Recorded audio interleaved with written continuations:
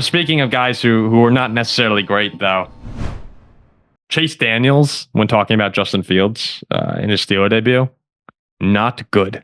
That's what he said. No, I thought Daniels said okay, or Orlovsky said not good, right? Oh, I thought it was Dan. I thought it was one of the former quarterbacks. Yeah, one of them. Yeah, not good. No, I think Daniels said he was. Did you agree okay with that? What did you think watching Justin Fields? Well, I think it was Daniel who said he was all right, and then Orlovsky's like, no, he was not good.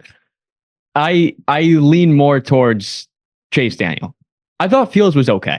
Like the numbers, he was 5 for 6. He had a very good 50-yard pass. I forget who was 2, but looks good. I didn't like the 2 fumble snaps, the 2 sacks on third downs. Like things that don't really, and since we recovered both, they don't really show up on the stat sheet, but like plays that really can't happen. If they don't recover those 2 balls and you see 2 fumbles, right? Yeah, everybody's media is going, everybody's freaking horrendous start. Yeah, like the numbers look decent. He's 5 for 6, had a few nice passes he did, but the missed snaps and taking sacks on third down, that can't happen. I give him maybe. Yeah, I mean the second sack was particularly bad, right? Yeah, it was like third and 6 in field goal range. There was one sack that was also his fault, and one you seriously can't take. The first one was George Pickens' fault, per usual. I give him a 5.5 out of 10. What was that? We're giving him like a... I'd say he was like a C quarterback? Like slightly maybe above average. Ugh, but like, I don't know. I don't even know if I'd say above that. I would not say above well, I mean, look at it. Like he was fine. He was 5 for 6. Like he passed the ball well. I thought that... It's just the taking... Like the missed snaps and the sacks are bad. But like it's not like he was throwing like air mails and bouncing the balls. Like I thought he was pretty accurate for the most part when he passed the ball. Yeah, throwing he was okay. It was just the decision making and taking the sacks. I thought the situational stuff was bad. Like the 2 sacks, that's something that Justin Fields has had trouble with in the past. Like that's where I'm looking at going, okay, like that needs to improve. Again, he's probably not going to be the starter. Like, do you guys think he had a chance to win the starting job? I mean, I think he should be the starter. I think the ceiling's so much higher with Justin Fields and Russell Wilson. And I said Russ initially, but I think Pittsburgh can go further with Justin Fields. I don't know about the way Tomlin has talked about it this offseason. I don't think Justin Fields had a chance unless it was really, really stark. Yeah. Yeah, I don't think he does either. Well, especially, if he had come out and just been on fire, then I think you go into the second game and you see what happens. Like there could be, those situations can develop quickly where all of a sudden there's pressure to play Justin Fields, but a start like that is not going to get him in any position to be starting early this season. Decision making was bad, but also it's not like he went like 1 for 7 too.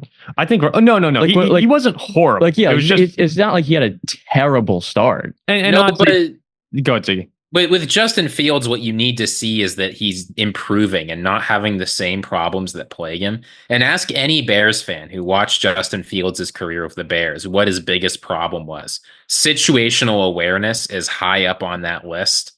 And honestly, even if it's preseason, you can test whether or not he knows what's going on. And for instance, like that sack on 3rd and 7 in field goal range, that's simply not knowing the situation. Yeah, what I would say is that for Steelers, and tell me this sounds about right, Jack, but for Steelers fans, this season, I do believe that Russell Wilson will give you the better chance to go into the playoffs and potentially win a game.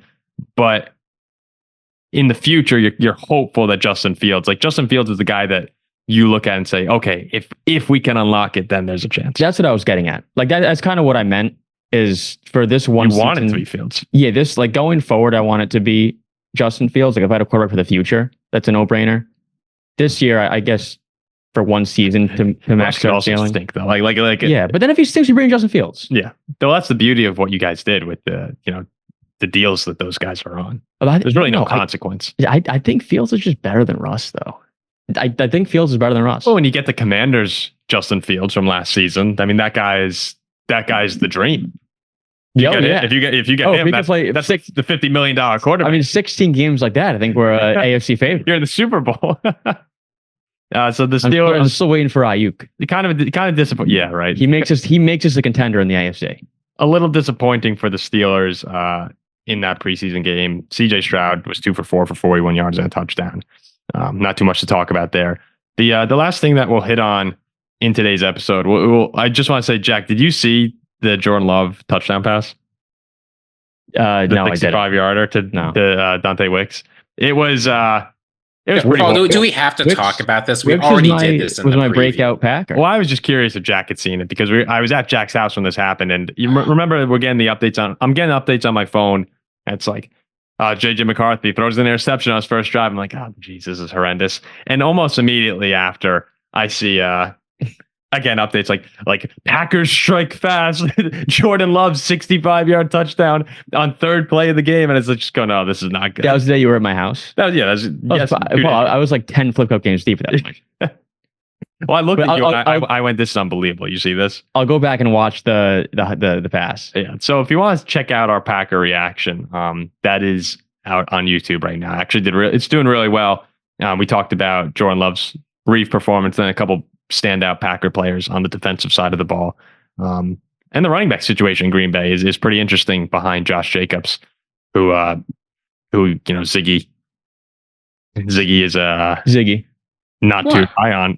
I think Josh Jacobs will have fine. I was just messing with Ziggy. Ziggy forgot Josh Jacobs was on the Packers. That is not true. I correctly identified Josh Jacobs as a receiving type back. Ziggy. Yeah, I forgot Josh Jacobs existed. It was so funny. If Josh Jacobs was running full speed and the four of us, me, you, Paul, and Zach, had to bring him down, do you think there's any world we do or no? Four of us. How wide is the area he gets to get through? No, let's say he wouldn't be able, he can't. It's a straight line. He can't juke us out. It's like a straight line. No, he would fall. He would go to the ground. You think we'd bring him down? He wouldn't run through. He wouldn't shatter us. I mean, if all four of us can get in the line, that's a lot of force he has to exert. I think who's up front? Me and Ziggy probably up front. We just get murdered, and then Paul and Zach. It doesn't really much matter. I don't know. It's certainly if we can't all be at once, he absolutely bowls over all four of us. What if he had the whole field to juke us out though? No chance. We don't touch him. We don't even touch him. Josh Jacobs, high school highlights. It's 11 guys on the field. What about 13 fifth graders? Versus Josh Jacobs? Yeah. What are we doing here? All right, why don't we wrap up? Throw it in the comments. What do you think? Josh Jacobs versus 13 fifth graders. No, Josh Jacobs versus us. Oh, well. He'd run over 13 fifth graders, I think. So there you go. There's the preseason week 1 reaction. We'll have a lot of rookie QBs today. But really, that's what we're excited to see in the preseason. We'll have a mailbag coming out on Thursday, and then next week we'll have preseason week 2. And all of a sudden, we're 1 week away from the end of preseason and the soon-to-be start of the regular season, and goes by quick. So this is the start right now, and we'll see what happens over the next few weeks. But thanks for everyone listening, and we'll see you next time.